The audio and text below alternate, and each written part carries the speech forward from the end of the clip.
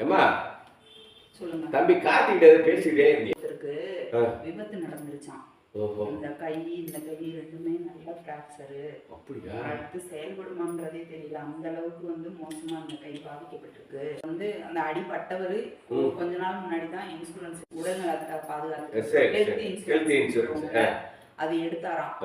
அந்த விபத்து நடந்தவரை கொண்டு போய் ஆஸ்பத்திரியில விட்டுட்டு தேவையான மருத்துவத்துக்கு தேவையான பணம் இதுக்கெல்லாம் அந்த இன்சூரன்ஸை ரெடி பண்ணி கொடுத்துட்டு வந்தேன் அப்படின்னு சொல்லிட்டு பேசிட்டு இருந்தாங்க. அதை பேசினதுமே தான் எனக்கும் தோணுச்சு. இப்பதான் நம்ம குடும்பத்துல அடுத்து நிகழ்ச்சியெல்லாம் நடந்துச்சு இல்லைங்களா? அந்த ஒவ்வொருத்தவங்களுமே மெடிக்கல் இன்சூரன்ஸ் போட்டிருந்திருக்காங்க. அதே பொருளாதார இழப்புல இருந்து தப்பிச்சிருக்கிறாங்க. அதாவது ஒரு ட்ரீட்மெண்ட்ல ஒரு உயிரை காப்பாத்துறதுக்காக நம்ம போராடுறோம். வாழ்நாள் உழைப்பு, சேமிப்பு, அதுக்கு மேல கடன் எல்லாம் வாங்கி போட்டுதான் நம்ம ஒருத்தவங்களை காப்பாத்துறதுக்காக போராடுறோம்.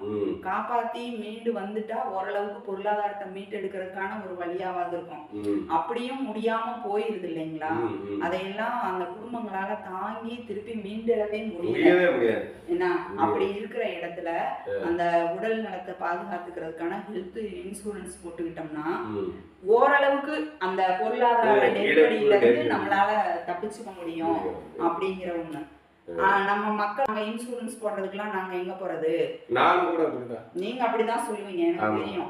ஆனா உங்களுக்கும் சேர்த்தே சொல்றேன், நம்மள கடவுள் காப்பாத்துன்னு சொல்லிதான் நம்ம கோயிலுக்கு திருப்பி கொண்டு போய் கொடுக்குறோம். நம்ம கோயிலுக்கு கொஞ்சம் செய்யுங்க, நான் அதான் வேணாம்னு சொல்லல. அந்த ஒரு தடவை ஒரு 4 தடவை செய்யறத ஒரு 2 தடவை கோயிலுக்கு செஞ்சுட்டு ஒரு 2 தடவை செய்யற பணத்தை மாத பெருமியமாவோ ஒரு 6 மாசத்துக்கு ஒரு தடவையோ ஏதோ ஒண்ணு கட்டிக்கலாம்.